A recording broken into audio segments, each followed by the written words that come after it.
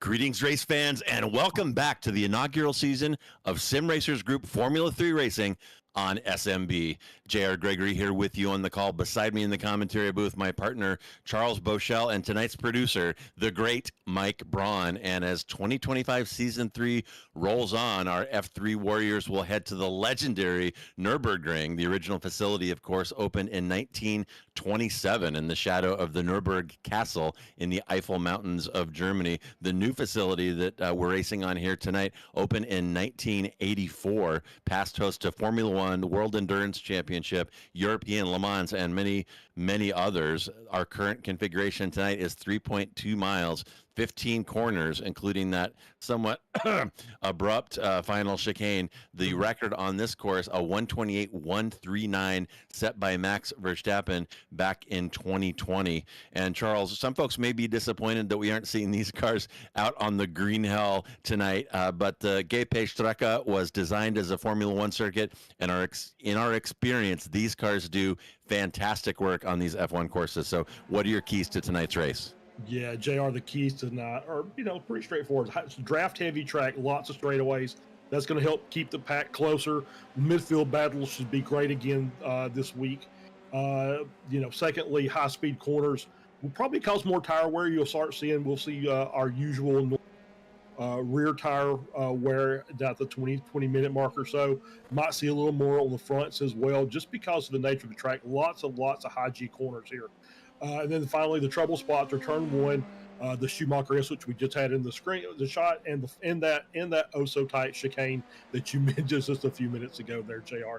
So it's going to be a great race. I'm looking forward to it. This is probably one of my top 3 tracks for the F3 car that I like to drive, along with Sebring and strangely enough Suzuka. But that's just me. But anyway, this fantastic track, and yeah, it's built for the F1. F3s run just fine here. Yeah, they really do. I got out and got a little bit of practice in just before the broadcast started, and we're taking a look at Neil Day right now go through that tough turn one that Charles was mentioning, and he's taking my line through there. I kind of like to jump that inside curb. Doesn't seem to upset the car too much and opens it up. And for me, Charles, the tough spot is right here, and this is 3 and 4, and it seems like you're waiting forever to apply throttle right there. It really takes a massive amount of patience. And I think in regards to tires, people who are impatient and kind of overcooking that entry, maybe feeling some pressure from behind, are going to be roasting their fronts in a hurry right there if they are not careful. So we'll keep an eye on that for you. We'll stick with Day for a second. This is a great corner right here. They widened the entry. Day washing out just a little bit right there, fighting that understeer, and that's what I'm talking about. We're 56 minutes into this practice session, and those front tires are not looking too happy. This is the Schumacher S that Charles mentioned, flat out in these cars, and this is the beautiful setup to the final run toward that kind of awkward buzzkill of a chicane. And we're going to go through the final corner right here. This is Bitkurva if you want to work on your German. And now we are flat out. We're going to run these F3 cars all the way through the gears, be deep into 6th, and have a huge braking zone down here into turn 14, this 14-15 combo. And my question, Charles, is side by side there is doable, but fraught with peril. And how many people are going to roll the dice right there tonight? Yeah, absolutely. That is the tighter of the 2 chicanes, and it is it's not too bad. But as you said, too wide in there is a difficult task. You have to have a little bit of cooperation with that other car, because as we've seen with other tracks and with other chicanes, looking at you turn one at Monza. Sometimes those cars like to cross lines during that chicane, and that's where you see a lot of contact. I am interested when we're talking about the Mercedes arena section, that turn 3, turn 4 complex. I think you'll start seeing, when they start seeing the rear start to go on these cars, you might see a few cars with a little half spin through 3 as they're trying to stay off trying to raw that corner. But once they just even touch the throttle, you may see the rear come around, just because of just the nature of that corner as we get a little closer to the end of the race. Yeah, really tough right there. And to follow up on turn 3, that turn 4, you can take a pretty big bite of that inside curb, and you can really extend the exit there. They've added some extra track there, but every time you do that, you're rolling the dice. And Charles, I think this is one of those tracks where the 1Xs might start to pile up in a 25-minute sprint, and we will do our best to keep an eye on that for you. But let's take a look at those practice times right now. 59 minutes into a 60-minute session. It is Case dominant up top with Poborgi 6/10 behind, and then look at that pile of cars behind Poborgi: Eggert, Green, Vicaroy, Mikovits, De Silva, Corwin, Velasco. I talk about this, the colors of our timing tower. All of those orange or amber intervals are less than 0.5. And folks, yes, that runs from P2 all the way down to P21. And as Charles said, this is a draft heavy track, tends to suck these cars together, and this one is going to be a close one. And the guys up front, probably Poborgi, Eggert, Green, Vicaroy could be up there, Mikovits could be up there. Their job is going to be to keep in contact with Stephen Case and not let him drive away, because if he does, this is going to turn into another Stephen Case track day. Yeah, and that's what, as commentators and viewers, probably don't want to see that. You want to see a good battle for the lead up front. But Stevens had the kind of been the best one out there as I lose my, where's Ron Mullins when you need him, looking for a good analogy. Um, Well, it reminds me of the time I bit into a jalapeno pepper while stepping on my cat. Exactly right. Exactly right. So no, it's Steven's done a great job. He's been pretty much the class of the field since Adam Thompson has just disappeared off the face of the planet. It's been pretty much him ever since that, and he's done a really great job. He's had some challenges from other drivers, but at the end of the day, it just seems like he pulls away. So the cars behind are going to need to be a little smarter today about just kind of staying in line and riding, get a little closer to the end, and just keep in contact. If you can keep him within that 1 second, you can stay in this draft and pull a 10th here and a 10th there.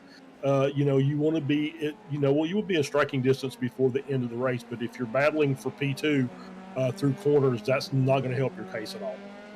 Yeah, too right. And a shout out to Thompson, who has been transported to infant land, and best of luck to him on that endeavor. That's why he is not in the cockpit. He's definitely dealing with fluids, but it's not transmission fluid. But as we get our 15-minute qualifier underway here, Mike, maybe we could throw up those points and see where we sit right now. We are week 8 with 4 remaining, and I believe the drop weeks may be reflected in the latest standings. I could be wrong about that, however, but we'll give you what we got.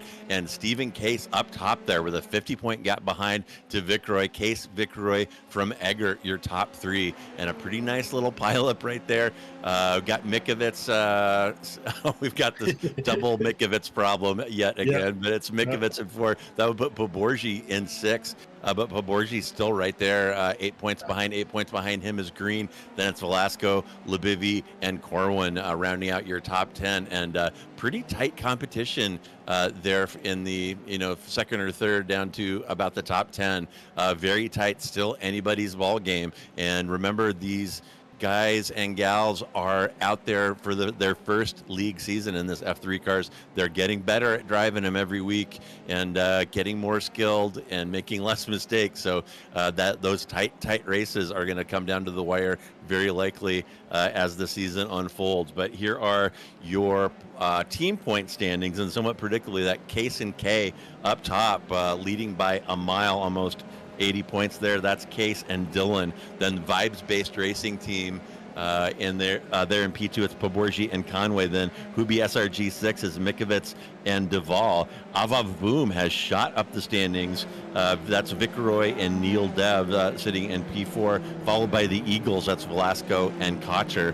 And Green Posada has dropped out of the top 5, now sitting in P6. And there is the rest. There be, I guess to speak properly, there be the rest of your team point standings. So taking a look at qualifying now, we are still, this is a long track. We still have not gotten anybody all the way around twice, but we're expecting that to happen here in a moment. And it's going to be interesting to see if Case is going to throw down the gauntlet here early. He was certainly dominant in practice, Charles. He was indeed, yeah. 0.6 of a second gap. Now, obviously, qualifying, since we're in the open qualifying format, it's a different story. Might get somebody that's in that, top 5 that gets a flyer, gets a good tow from a car in front, can pick up 3 or 4 tenths, and the next thing you know, they're up there battling for pole position. So, these open qualifying sessions are, there's as much strategy involved in that almost as there is the race itself. Especially if you're up there and you feel like you've got a pretty fast car, you want to maximize that and keep you out of the mid pack if at all possible. And I'm just kind of waiting when this race starts as we're looking here going into turn 1. That turn 1 is, I mentioned it when we were at Fuji. They're kind of similar. It's kind of a downhill run, so you're going to have, potential brake, lockups going down there, but it funnels down. It's like 5 wide going down into the entry. But, as you see, it's not 5 wide coming out. You have to have that thing cleared up before you get through past the pylon there down to probably 2. 3 might be a stretch. And you probably can make it, but once again, you're going to need some help to make all that work. So it's one of those that we'll have to kind of watch out for, especially in the early laps when the field's pretty tight. We'll have to keep an eye out on turn one as we're moving forward during the race. And yeah, I think that's one of the things that I didn't really mention in the keys, but we talked about it with some other tracks that we were out at recently. A lot of the elevation changes in the braking zones that make it a little bit trickier for this car to get it slowed down properly. Yeah, and that turn one is such a temptation. You get a good run out of the final corner down that pit straight. You get a little bit of a draft. You see that opening on the inside. It's very wide there, as you say, Charles, and it really takes a lot of discipline not to try to dive bomb it in there every time, but it certainly can result in tears, and also really kind of easy to set up an over-under move there if you just stay really wide, play the bullfighter, say Olay, and let that car smoke by on the inside. You can get him back before getting to the Mercedes Arena section. So I'm sure we're going to see a little bit of that out here tonight. And time's coming in right now, waiting for Case to throw one up, and he is actually up there. So time's starting to come in. 5 minutes in, it's Viceroy up top of the 251, 51-2, followed by Green, Eggert, Case, and Daniel Labivy. Then it's Bali, Mikovits, Conway, Cardenas, and Corwin to round out the top 10. You see the rest of them there, and we're probably going to get some significant bites out of those times. And we talk about this every now and then, Charles, on these tracks with long straightaways. This is one of these tracks where the slipstream giveth, the slipstream taketh away, and the slipstream can putteth you someplace on the grid where you might not want to be if you get lucky on either of these long straightaways. And we'll see. The proof is going to be in the pudding here in this qualifying session, whether or not Case got a couple lucky toes to put down that dominant lap in practice. Yeah, it's very possible, and this will not really be much of an indicator. It's just going to be whose strategy paid off and set the fastest time. We really won't know till we get into the race session and we get the cars battling each other. Who's going to stand out? But obviously, you can go back to past history. Viceroy, obviously, great run last week.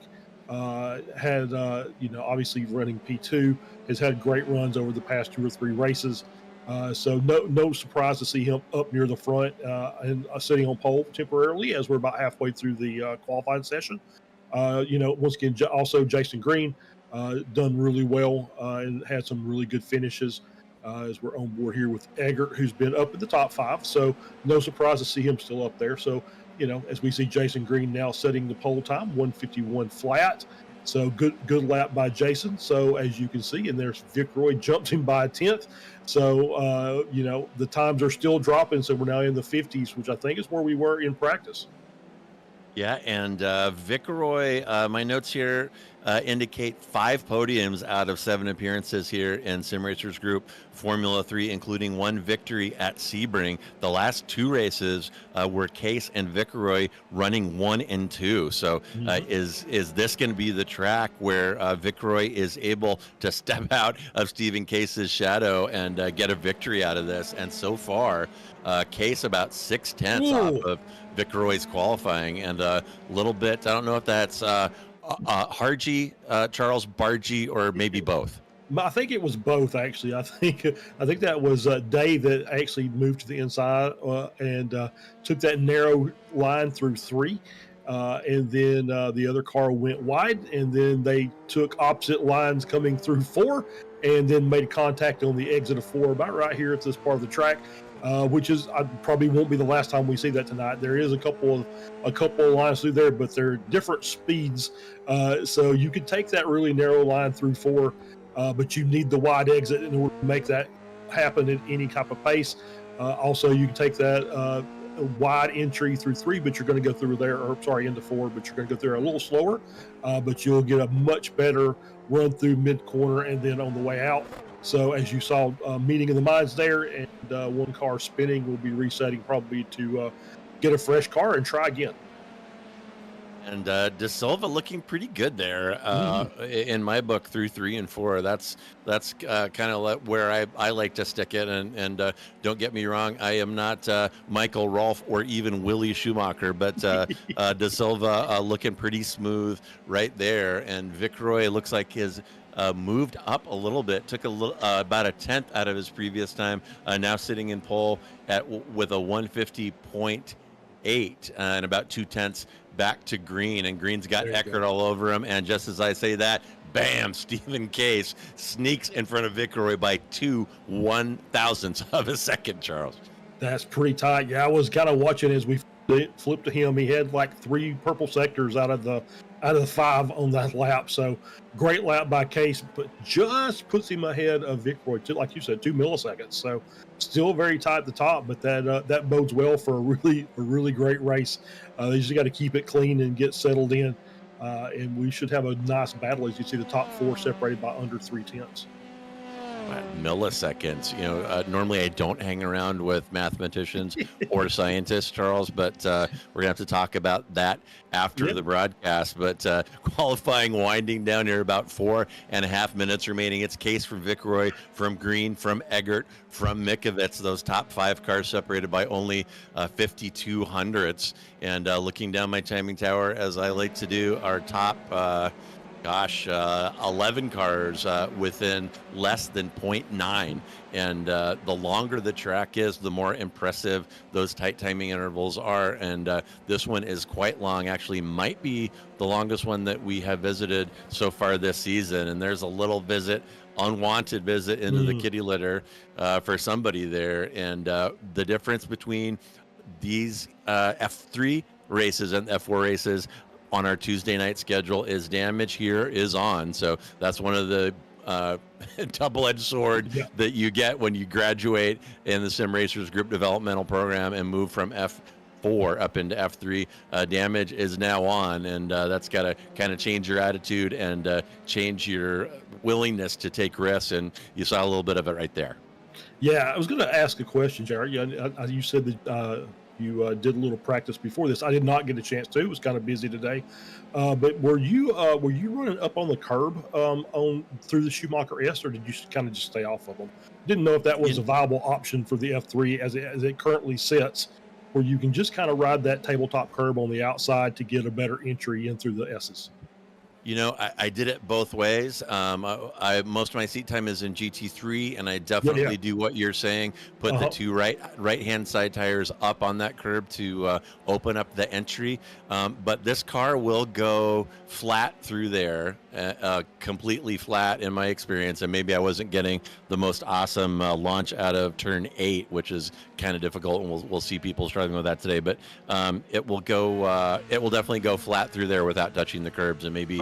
As qualifying winds down, we can hop in with one of these guys at the pointy end of the grid and see how they take it. But that's a very good point. In a GT3 car, that's a risk-reward thing. It does upset the car to get up on that curb, but it can open up the entry and let you get through there a little quicker. This car may not need to do that, but so we'll hop on with one of these guys in that part of the track and talk about that a little bit more. Maybe we can get the 777 right now, Mike.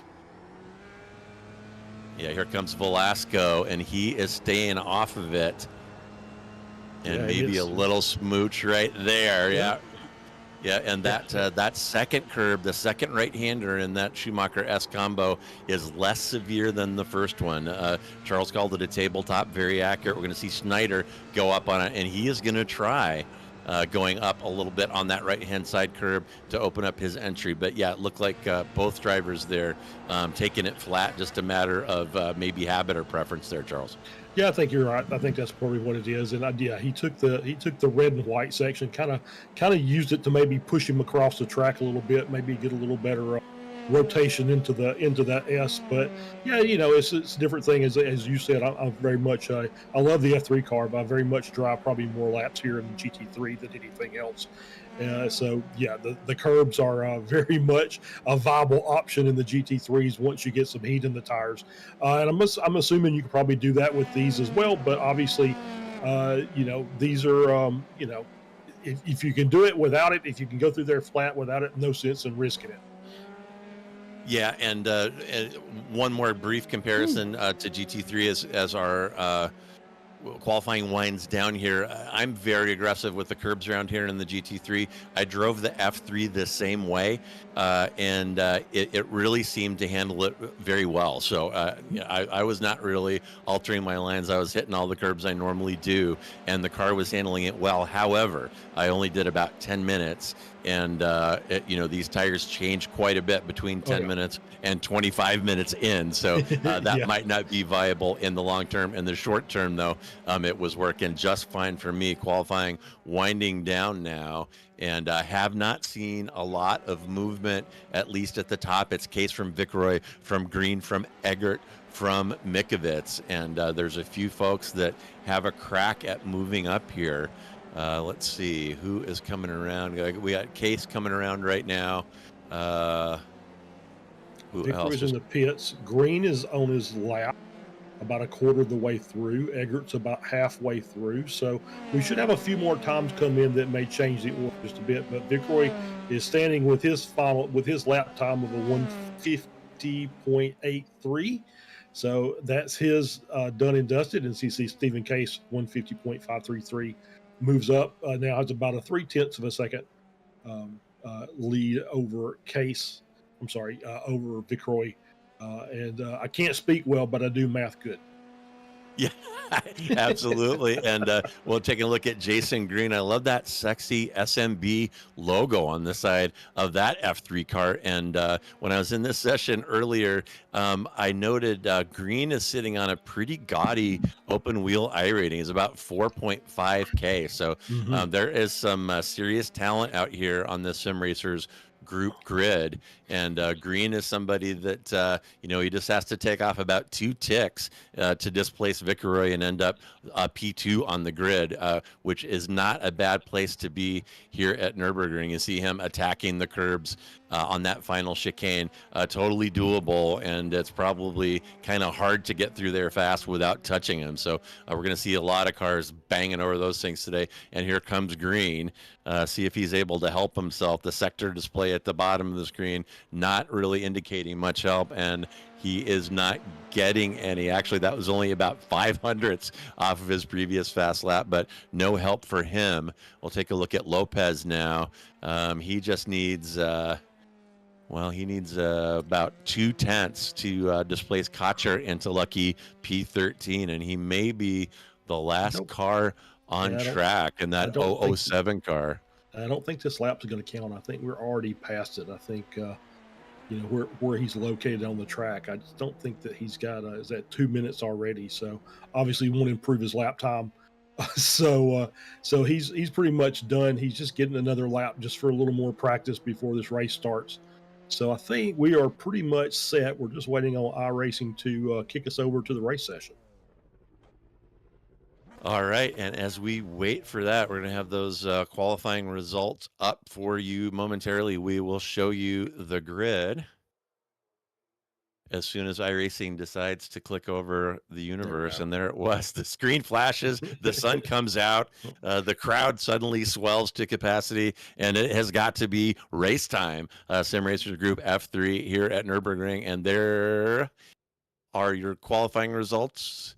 And grid still busted, so we'll just go off of this list. In row 1, it's going to be Case next to Vicroy. Row 2, Green next to Eggert. Then in 5 and 6, Poborji next to Mikovits. Velasco will line up next to De Silva in row 4. Corwin will line up next to Bali to round out the top 10. Then it's Lebivy next to Lloyd Conway. Cotcher next to Lopez. Adam Duvall next to Justin Snyder. Grunsky next to Cardenas in 17 and 18.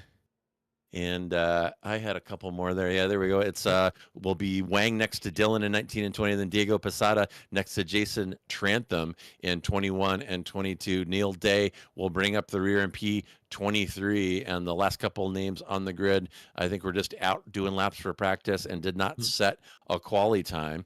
And there is that Castle Nürburg. I've actually been up there, and very, very, for an American, Charles, to go over to Europe where everything is so old, it definitely kind of puts us and our little dinky country into perspective. But there is your starting grid. That is Case in the red number 243, to your right, and that means he is going to have the outside entry off of a standing start into that very difficult hairpin. So everybody cross your fingers, hold your breath, cross your toes, and send good energy for this start. Things can get pretty ugly here on the start at the Nürburgring due to that difficult downhill turn one braking zone that you heard Charles talk about, especially on ice cold tires. No traction control, no anti-lock brake, so things can be a little iffy here. And as the clock winds down, we should see the lights here momentarily, and Case is going to have to guard against Gregory, who will have the inside attack line into that opening hairpin. The lights are up and we are underway. Start looks pretty well. Case is going to move over to cover off Gregory. That'll give Green an opportunity potentially around the outside. Now Gregory is going to try the outside. Gregory drags a wheel early. Oh, you hate those lockups in turn one. He's going to be dealing with that for the next couple of laps as that tire rebounds from getting smoked like that. But it is Case from Gregory, from Green, from Eggert, from Poborji. Not a lot of movement up front. Looks like Velasco and Mikovits are dicing back and forth. But right now, Charles, the whole top 11, no movement, very clean start, and a great job by these guys getting off the line. Yeah, absolutely. Great start by everybody. Like you said, a couple of lockups going down into one, but they handled it really well. And we got Poborji making the move over Eggert to pick up a position. That's the first move inside the top 10. Actually, the top 16. Yeah, you to be fair. Poborji there. Yeah, see Poborji there in that yellow car. And now all the pressure is on Gregory. Not only does he have Jason Green 6/10 behind, that he has to keep an eye on what Green is up to. He has got to stay in touch with Case. And so far, so good. That interval only 0.4. So he'll be well within drafting range down this long back straightaway. But that is job one for the entirety of this race. He has to keep Stephen Case within reach. If he drives away, it could be over. And I heard that. Charles saw something. What's going on, Charles? It was Mikovits. It just went wide coming out of that corner. Got in the gravel. Managed to collect it, but lost a couple of spots. He's dropped down to P8. Yeah, it looks like Mikovits, that trip into the kitty litter cost him 2 positions. He drops from 6 to 8. And despite the length of this track, these F3 cars hustling around here. Oh, almost a little smooch there. And that was Corwin sniffing around behind Mikovits, wanting to take advantage of Mikovits' roasted tires from that incident. We're going to see Mikovits here. We're going to get that in slow-mo. Gets a little wide there. And, it does take a couple of laps, Charles, for these tires to get fully in bloom. And those tires were not ready there for what Mikovits was asking them to do. Yeah, then looks like Bali followed him in the dirt, could not hold it, has dropped down to 23rd, so he's down 13 spots. I saw that just at the tail end of our replay. So a couple of people just kind of working a little wide through there, coming out of Coca-Cola and into that. What you said, I can't even remember the name of the corner you called it just a minute ago.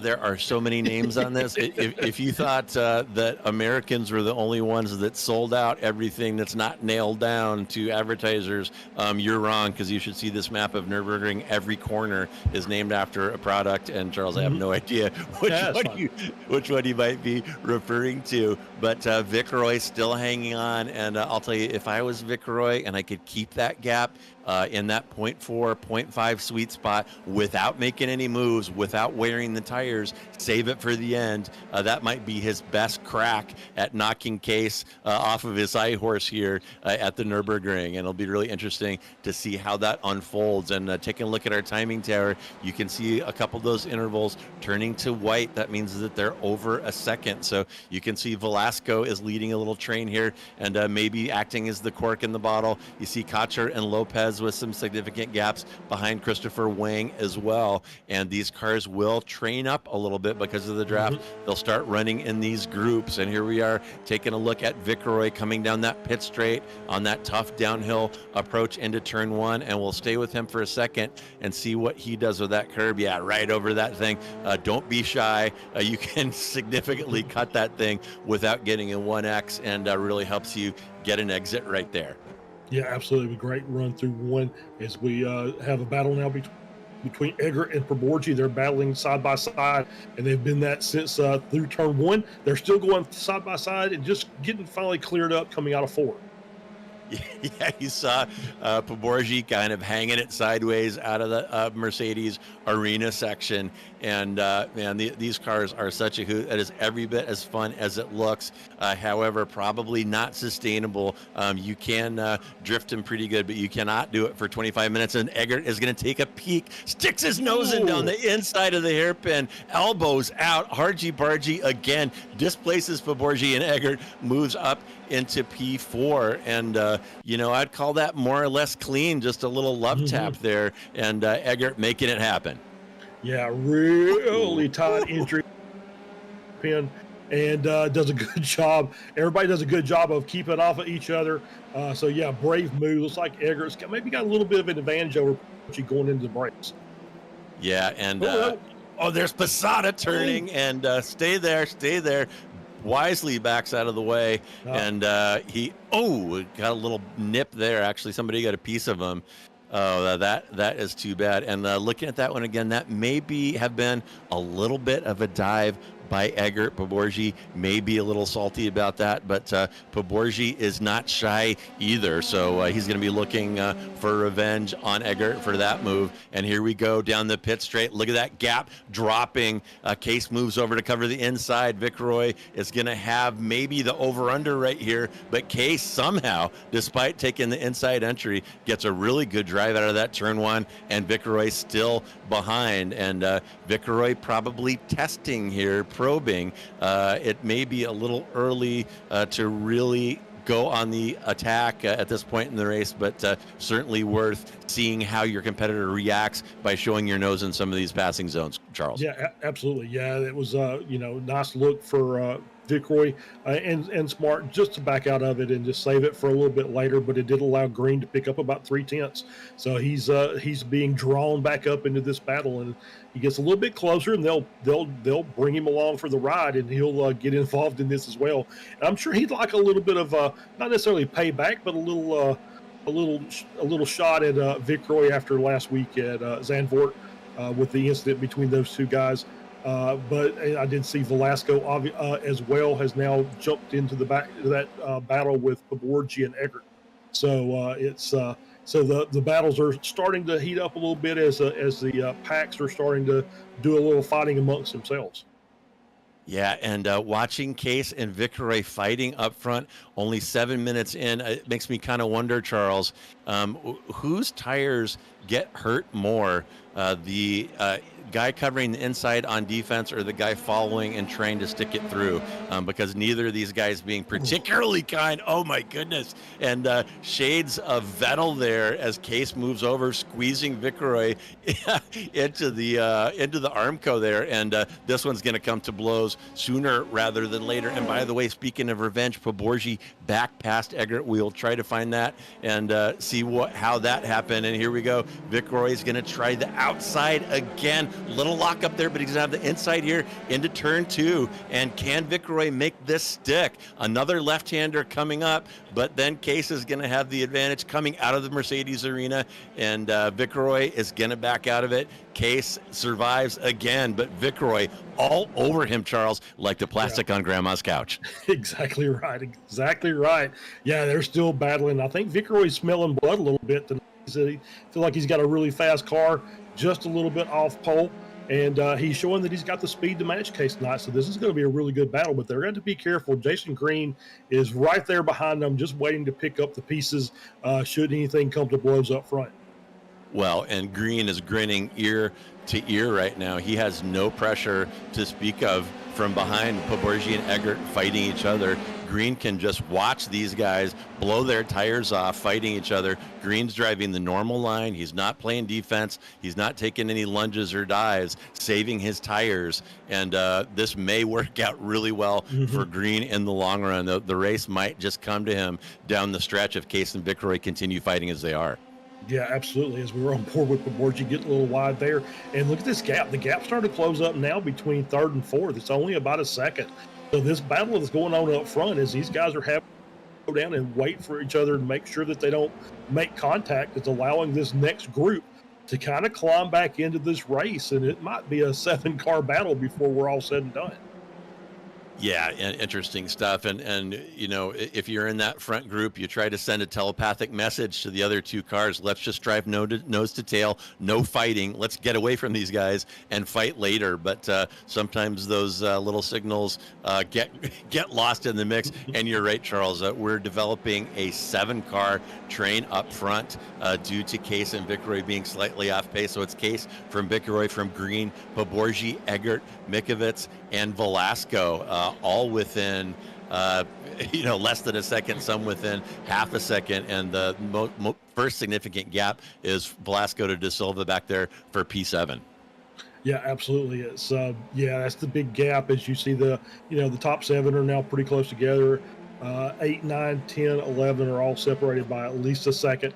And then after Lopez, you've got Snyder, Conway, and Wang sitting back there, kind of looking to say, okay, let's see if we can make some noise here and move up and maybe jump into the top 10 before this race is over. Yeah, good stuff. 10 minutes in, 15 to go. And it looks like Case has got a little bit of a gap going here, and we're taking a look at Corwin. That must be Corwin trying to get past Trantham there, and he has to sit and wait for traffic to stream by. And oh man, that is about the worst feeling when you've got the race adrenaline going and you know that you need to be sportsmanlike, that those are your friends on track and you have to wait for them to go by. But my goodness, that was very costly for him. Corwin now sitting -9 from his qualifying position. And meanwhile, guess what? Poborji and Eggert are still dicing. And look at Velasco and Mikovits right behind them, almost side by side through turn 16 onto the pit straight. Great racing up front, just as I expected from Nürburgring. These cars do so well on these F1 courses. And here comes Poborji again. Eggert's going to leave the inside open. Woo! A little brushback pitch there by Poborji, pushing Eggert toward the curb. No contact, but a little move to let him know that he needs to have his space, and Poborji gets back by. So those two have switched positions a number of times already in 7 laps. Yeah, and it's already doubled the gap to Jason Green in third. Now it's 2.2 seconds because these guys are starting to fight again. But they're saying, okay, we'll fight now, and we'll see if we can catch things back up. But it looks like Green's starting to lose a little bit of time as well. Maybe made a mistake somewhere, has dropped down. He was within, I think, a half second just a moment ago, and is now a second between himself and Gregory in second.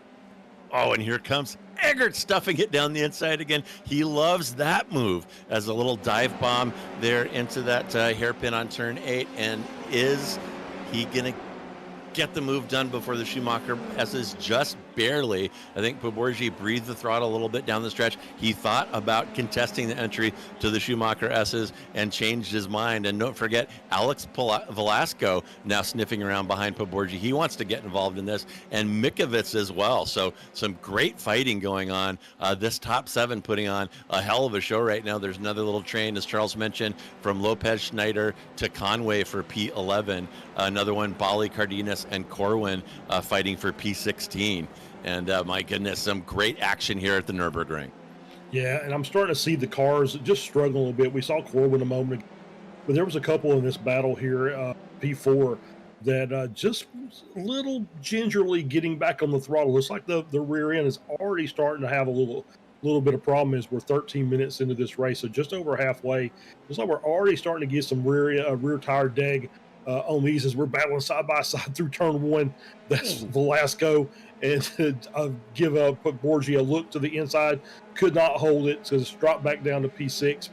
Poborji staying in 5th, and Mikovits is back there saying, yeah, go ahead, guys, fight it out. Wow, and Velasco rolling over a rear tire of Poborji, and that can frequently go very, very bad in these cars. Right there, doink. Oh my goodness. And both of those guys, particularly Velasco in the blue car, getting away with one there. And looking back at Green, that gap continuing to grow there. And I'm wondering if Green is kind of letting his experience tell him it's time to relax a little bit and let these guys fight up front and save his tires for the end. Tire dig definitely happening right before our eyes, and it's going to be have a significant impact on this race, as we were speaking about prior to the flag. Yeah, absolutely. And I've seen Jason in different leagues that I've covered here on slow motion broadcasting, and he will sometimes be content to just stay back there, and then all of a sudden the next thing you know, luck jumps in his way, and but it's in his favor. And as I watched a race we did last season in the spec racers where Jason was running third. And the two cars on the last lap were battling so hard they end up with a double disqualification, and Jason won the race. So he gets some good racing luck from time to time. So it may pay off for him again tonight. Yeah, and here's a replay of Velasco sticking it inside of Poborgi on that turn 14 entry to that tough chicane coming off the back straight. And Velasco has taken advantage of the fighting going on in front of him and has gotten past Mikovits and Poborgi to move up into P5. So great drive by Velasco right now. And taking a look at Conway with that is... Sorry, my brain failed just for a second. God's Conway chasing down Justin Snyder in a battle for P12. Yeah, so a nice battle going on here. Obviously, mid-pack. These mid-pack battles have been really good this season. These cars are a little bit stretched out a little bit further than I would have expected. As I think we've had some issues where we've had some cars like that. That's Trantham going around in the chicane. And I think that causes some natural gaps as cars have to do a little checking up to avoid contact. And I think that creates some natural gaps in these positions and kind of breaks some of these battles up. Yeah, that final chicane, and I'll go ahead and tell you the brand Vidal. So the next time you're shopping in Germany, you can pick up Vidal, whatever the hell that might be. But very, very tough. Anti-cut curbs right there. You can't get through there fast without touching him. You can't avoid him completely, but you have to decide how much of him you want to take. And Trantham biting off a little more than that car could chew on that lap. And taking a look now at Joshua Corwin. He's got Cardenas about 0.7 behind Corwin, looking ahead at that battle between Bali and Duvall. And meanwhile, up front, Viceroy has reeled in Case. That gap down less than a tenth now. And Case just keeps covering that inside every time. Viceroy not able to do anything with it, although this time looking a little better. He's going to have the inside run through 2. Can he maintain it up to turn 3? And no, last time he tried that, Charles, Case was able to get a better drive out of 3, even though they were side by side, and beat Viceroy to turn 4. And it has happened again. And Viceroy has got to be feeling frustrated right now. He's using tires to get himself in position to get that pass done, but not able to finish it. No, not able to finish it. Case has done a really good job, again, of just defensive drive, picking the right line, making Viceroy take the long way through 1. It is giving him a good run. He's able to match up side by side going through 2, but 2 is just such a tight corner that you just can't get a good run on the inside. And Case is able to stretch out, use the outside on that curb to go into 3 and get clear before they get through 3. And it's allowing him to get clear in 3 and 4 and carry it. But I think Viceroy, if he's maybe a thought would be he needs a better run coming out of 4. He wants to get it. If he can stay up there and keep Case pinned a little bit tighter through 3, he might have a chance coming out of 4 to get a run down into 4. Yeah, or maybe even, if desperate times call for desperate measures, maybe try to stick it inside up here on turn 16 to make Case unable to cover the inside of the entry at the end of turn 1 at the end of the pit straight. And here we are back with Viceroy. He needs to pull that visor wrap off. It'll get a little foggy looking, but again, you see that draft going to work. This time, Case will take the normal line. Vicroy not close enough to make a move. That gap up to 0.4 now. And Green still hanging around about 2 seconds back, but look at Eggert now has reeled in Green and has got that gap down less than a second. And Green obviously relaxing a little bit right now and might need to rethink that as Eggert now has that gap down to half a second. So Eggert wants a piece of Green right now as Green was kind of been waiting for this fight between Case and Vicroy to come to blows in front of him. Yep, absolutely. And these guys are really starting to turn up the wick. The lap times are coming down, and they're just even harder battling lap after lap. You can see Vicroy not giving him a single chance to breathe.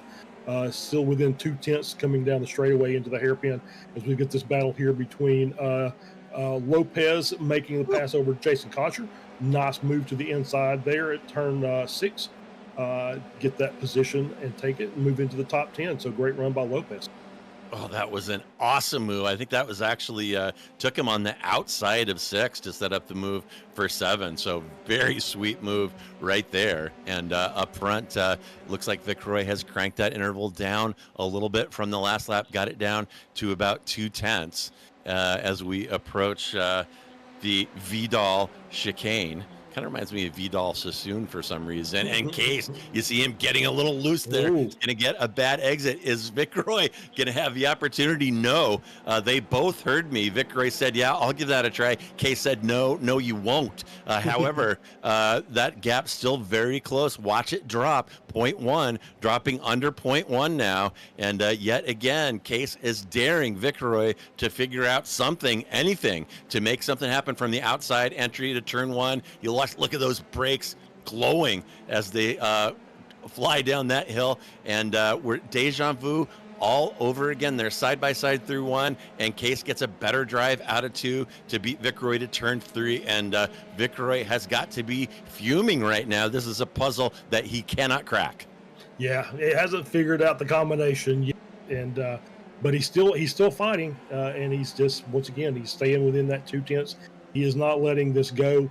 I think he may just kind of sit back and is maybe waiting on Case to make a mistake, but Case has been pretty bulletproof thus far in the racing as a season, in the season as a whole. So I don't know if I would wait for him. I think I might have to make my own luck here. I think he had a good chance through that coming out of that chicane into the last corner, but no such luck.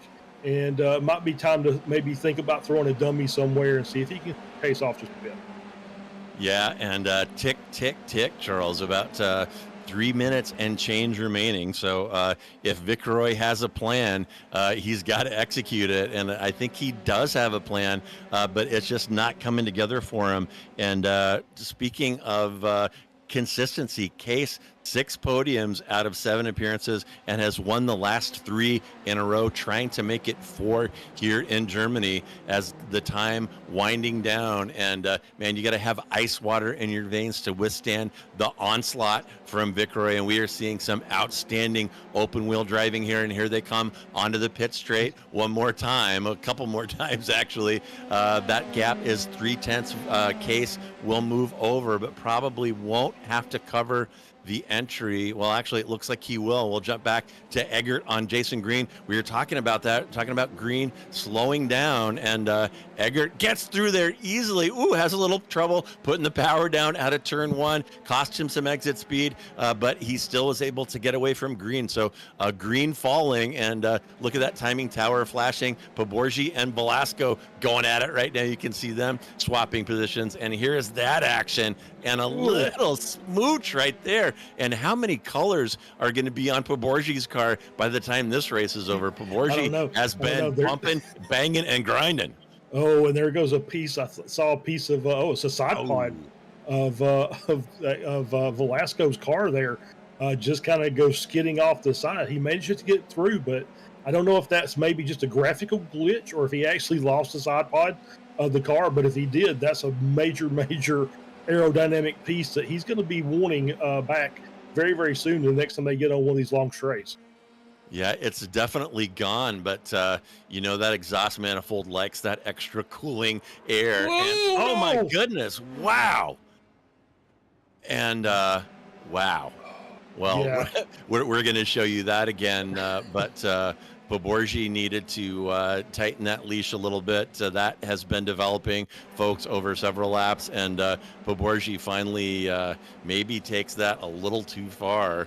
And huge wreck there. Call the medics. And both of those guys are on the flatbed heading back to the pits. And that is a shame to see after 24 minutes of epic racing, a lot of it involving Poborgi and Eggert. I hate to see it end that way. And I want to say, where is the starter?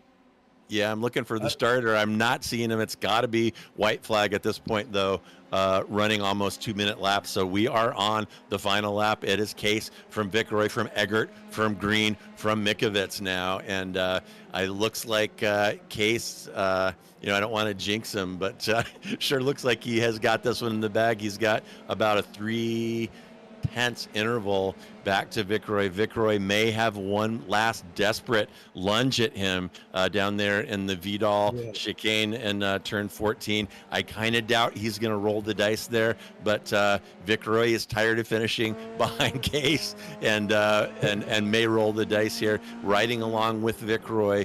This inside move here is doable. Viceroy will show his nose, but man, oh man, Case has so much racecraft, Charles. It is shocking how he's able to put up with relentless pressure, not just from Viceroy, but from some of these other fast drivers throughout the season. But time running out here for Viceroy. And wait a minute, is that a move happening? No, Case still able to cover the inside. Look at our track map here. And we are heading on to that back straight for the last time. We'll see what kind of a tow Viceroy gets here. Right now it's 3 tenths. It is going to drop, but is it going to drop enough to give him a potential move down here into turn 14? Viceroy looking, no, nope.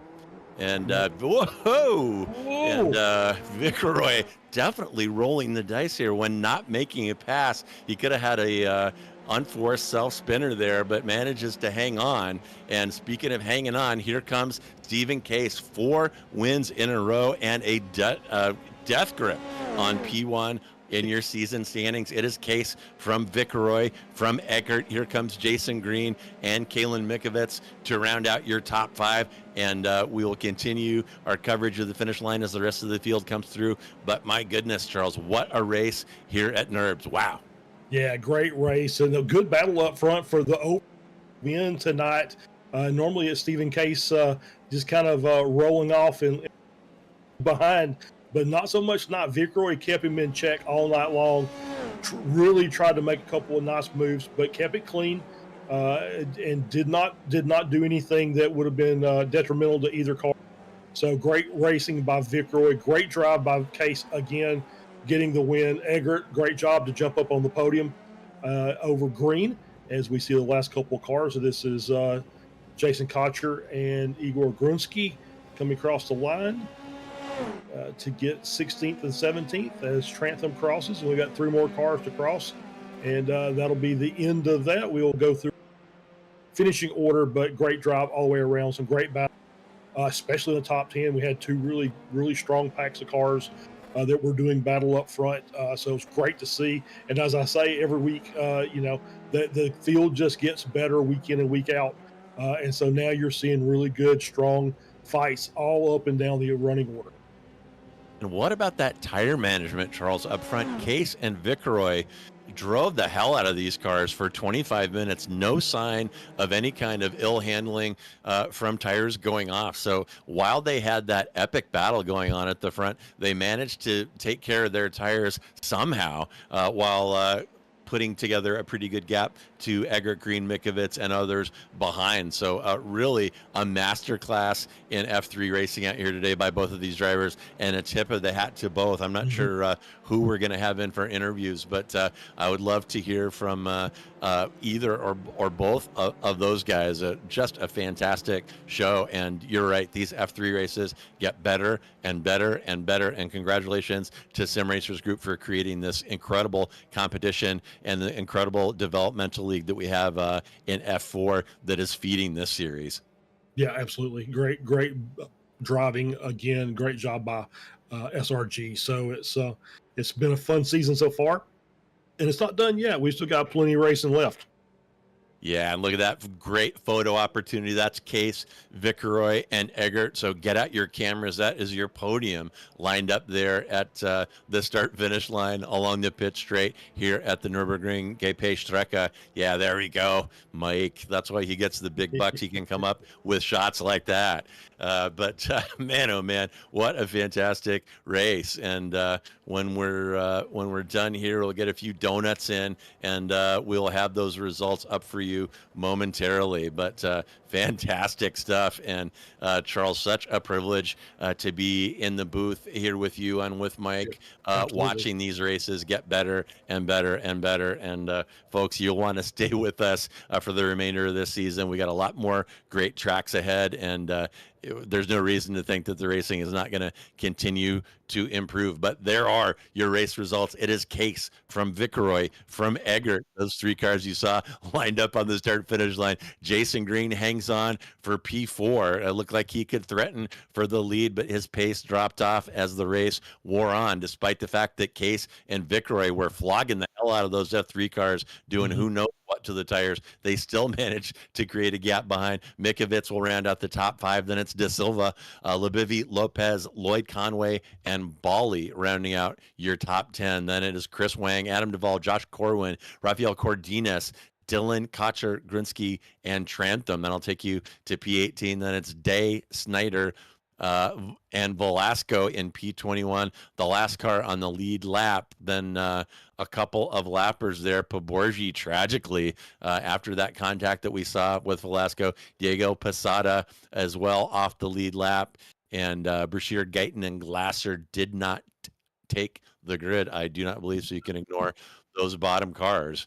And as we wrap up here, we have got a bit of a crowd forming out front. And I'll tell you what, Charles, why don't you have a chat with whoops, that is not who I intended, but why don't you have a chat with Skylar Viceroy, who came in P2? Yeah, Skylar, welcome in. I think he was meaning to grab Steven, but hey, great race. And this time, you finished second again to Steven Case. But not 8 seconds behind, only about 3/10 behind. So you had a great run tonight. Yeah, we'll take that. We'll take a battle for second place. I mean, we were slugging it out back and forth. I gave it everything I had. I can walk out of this race with my head held high that we had that kind of battle. I hope it was really good to watch on the broadcast. I'm excited to go back and watch it. But Steven, yeah, Steven had just the perfect defense, man. We were going back and forth. I don't know how many times we had close calls, but when you can trust somebody that you race with like that, you can do those kind of things. And I had a ton of fun with that one. Yeah, absolutely. And yeah, it was a very, very good defensive drive Case.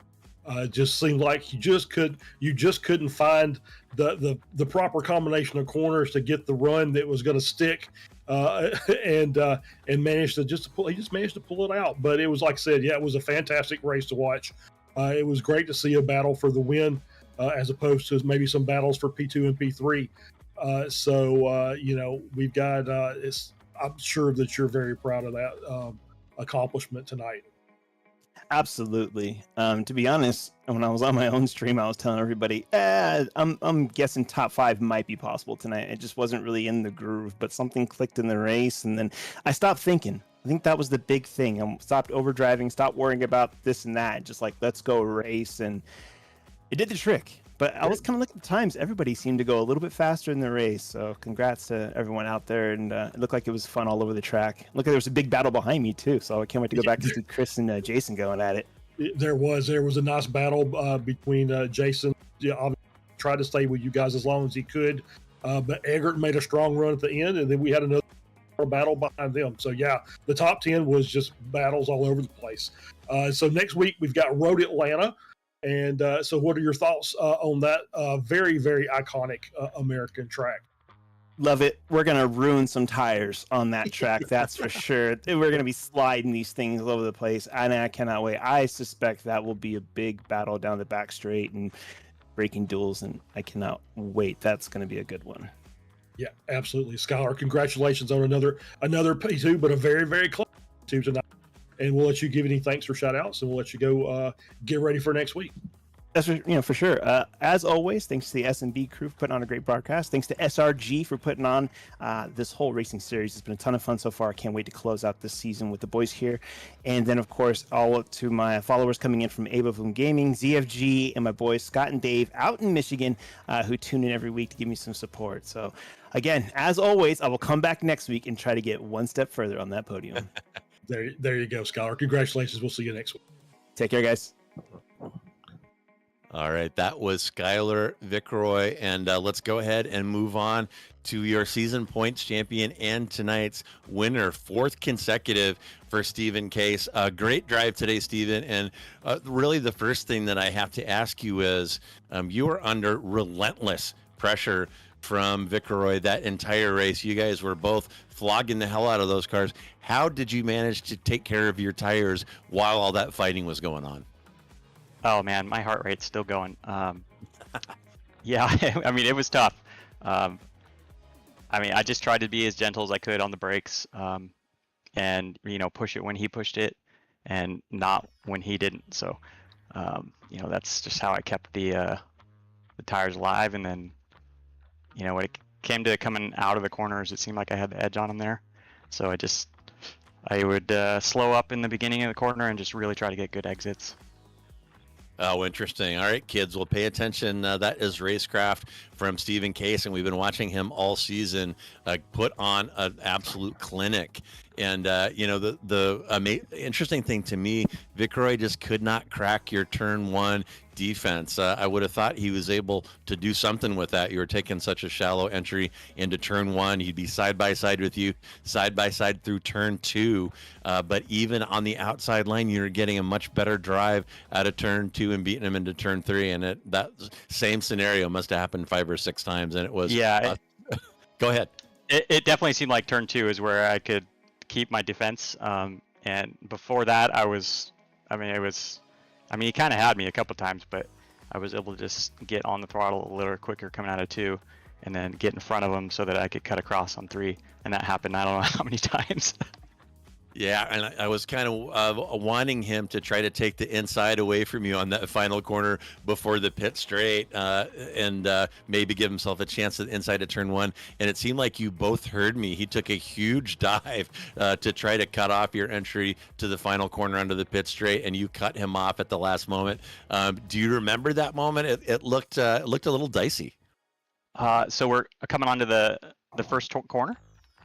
No, the final corner coming onto the pit straight. That yes. long right-hander. Yes, I do remember that. That actually happened more than once. I think 2 or 3 times that happened. Yeah, well, incredible defense, man, and a great drive by both you and Vickroy. And we just spoke to him, and he was excited, happy, and cheerful as always. So he didn't seem at all bitter that he could not crack the case, let's say. But really fantastic drive. Your stranglehold on the individual and team championship got a little tighter here. And looking ahead, what do you think about Road Atlanta? Are you looking forward to that one? I am. I really like Road Atlanta. That was a track I loved in Gran Turismo. Gran Turismo is kind of what I did before coming to iRacing last year, and so that was one of my favorite tracks in that. So I'm looking forward to that. Yeah. Interesting. So there is a path from PlayStation to success in iRacing. So, well, thank you so much for stopping by and chatting with us, Steven. And as we wrap it up, is there anyone you would like to thank or give a shout out to today? Yeah, I just want to thank all my fellow competitors. Everyone's really improving. I mean, it's tough now. Like everyone's stepping up and they're practicing, and I'm looking forward to more battles to come. All right, very good. Well, thanks again, Steve, and we will see you in Atlanta next week.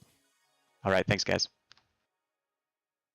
All right, that was Stephen Case, and tell you what, Charles, let's looks like I got Kalen Mikovits out here. Let's see how his race went tonight. Hey, Kalen, this is Charles in the booth. Hey, so you started in 6th and finished in 5th, but I don't think that tells the story of your race.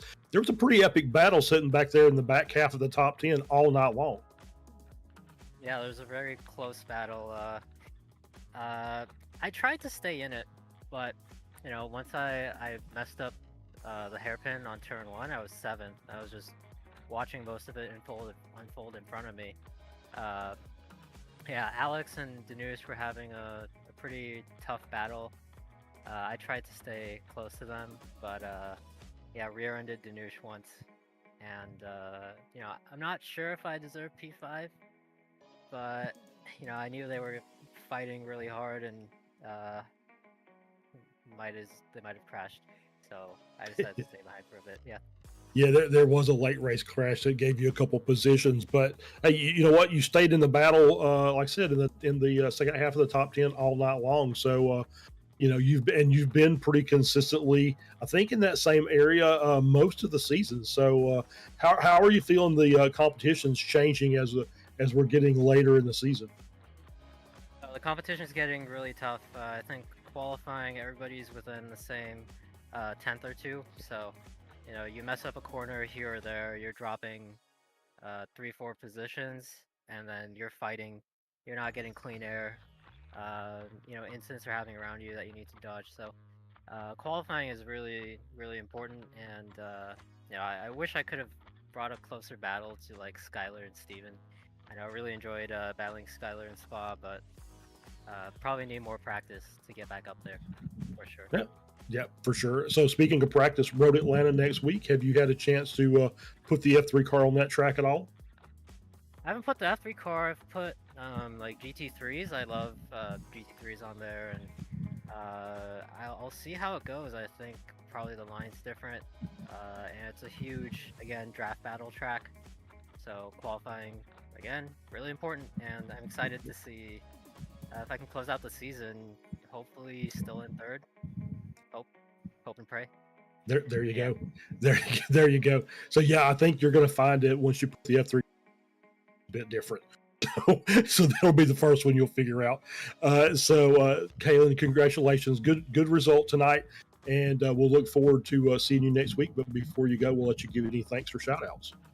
Yeah, I'd love to give a thanks to Jason again. He's been super cool. And, he's putting on a 6-hour event next month, which I'm really excited to do. It's a 6-hour endurance in-house. There's going to be a barbecue.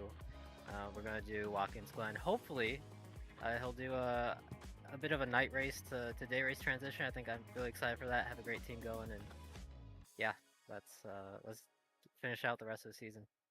Yeah, and Kaylin, I understand there's going to be some celebrity appearances at that 6-hour endurance as well, and I know you all are excited about that. Are you going to be there? Hell yeah. Yeah, there we go. I would love to be there, but I don't think a 200-mile drive is set up for me in my future. So well, we welcome everybody. So there you go. Show up. There you go, Caitlin. We thank you. Congratulations. And all right, thanks, Charles. All right, have a good one. All right, that was Kalen Mikovits, who put in another solid drive, and as he mentioned, P3 in the individual and team point standings with his team, Hubi SRG 6 with Duvall. And I will go ahead now and bring in Diego Posada. So Diego, rough track out here tonight, some hard racing, so how did this one go for you? I'll say this. Every week someone has to come last place, and it was my turn this week. It was my turn this week. I made a silly mistake and crashed into a wall, broke my wheel, and that kind of summed it all up for me, honestly. I was hoping that someone else would crash, but it didn't seem like that was happening this week, and it's seemingly happening less and less now these days. Yeah, as you all get better with these cars and get more seat time, the mistakes are dropping off precipitously, and the lap times and the competition are getting hotter. So did you end up taking a repair and going back out? Yeah, that's exactly what happened. I had to pit, and then I was just like a lap and a half behind everyone. Yeah, seriously, shout out to everyone who in this racing series that didn't crash, because at the beginning of the season that was not the case. But now I was kind of banking like, oh, maybe someone else will crash. I might get back into this and not be last. But no, everyone held it together. I'm just the one who stinks. Well, that may be taking it a little too far, and by my reckoning here, it looks like Trantham and Neil Day both finished behind you. So you didn't quite achieve the DFL that you're talking about there, but I do love seeing that vintage Lewis Hamilton livery that you're running out there. Right. Sorry about your incident, but tip of the hat to you for taking the repair and getting back out there. Thank you. Cheers, guys. Have a great rest of your week. All right, take care, Diego. All right, that was the bitter and depressed Diego Posada. And last, Charles, we are going to bring in for you Varun Bali. Hey, Varun. So tough day at the office. I'm sure that's not how you had it planned in your mind when you started tonight, but I'll let you talk about your race and what happened that put you in the back. Yeah, started 10th, got up to a decent start, I'd say. Made up a couple positions. I think I was 8th or so, somewhere around there. Kind of just washed out, running wide, lost the car coming onto the straight. And from there, I was just driving mad, more so myself than anything. Yeah, that's never the right frame of mind because I know I've done it a lot myself. So I completely understand. Frustrated driving. It just seems like you make one mistake and they just snowball from there. Yeah, I mean, I fell from 8th, 9th, whatever it was, down to 24th, 5th, whatever. It made my way back to 10th. So I guess it was decent enough damage limitation. It was just irritating because I know I had at least some pace. Absolutely. So we were just mentioning, we were talking about Atlanta next week. Have you had a chance to get some practice there with the F3 car or just Road Atlanta in general? I've driven Road Atlanta before in the F4. Enjoy the track. Haven't had a chance to drive it in the F3, but it's a track that I generally enjoy. Okay. So who knows? It's also very rhythm based, so yeah, for sure. Yeah, all right, Varun. Well, congratulations on the recovery drive up to P10. And we'll let you get any thanks or shout outs before you go. Shout out to Jason for setting all this up inside SRG. Shout out to everyone driving, and thank you guys for broadcasting it. All right, thank you, Varun. We'll see you next week. Thank you.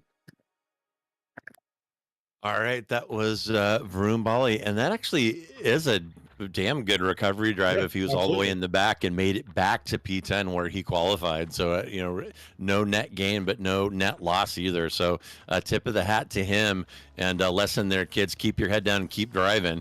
And Bali proving that can bear fruit there. So I want you to go ahead now and hit that subscribe button, subscribe to Slow Motion Broadcasting, and hit that notification icon so that you don't miss any of the upcoming action. On Saturday, Ron's Race Nights, we'll see iRacing official top split action with the Radical Esports Cup at Fuji. That is going to be a barn burner. And Sunday kicks off with a Weekend Warriors double feature. A Spec Racer Fords throwdown at Oran Park, and Formula Fords will battle at VIR. Next Tuesday, we'll be back here with Sim Racers Group for F4s at the fabulous Barber Motorsports Park. And 1 week from today, as we were saying, SRG F3s will be at Road Atlanta, and these races get better and better, and they are going to love that track. And want to mention as well, August 9th, the USRA Sizzle and Sebring 180 GT3 LMP2 mixed class enduro. As you see the details there, live race control, live stewarding, fixed setups, fast repairs, and cash prizes. You want to tune in for that. There's going to be some great competition on that one. And we also want to remind you, our XMS IndyCar Championship Series is coming up as well. That opener is going to be on the 27th of August at Road America, and a great spot Road America is for IndyCars, unless your name is Catherine Legg. Sorry, Leg fans. She's great. I've met her and talked to her. She's very cool. But in any event, that is going to conclude our broadcast today. I am JR Gregory on behalf of myself, my partner Charles Boshell, our producer Mike Braun, and everyone here at SMB. Thank you so much for joining us. Enjoy the rest of the day wherever you are, and hang on, baby. Friday's coming.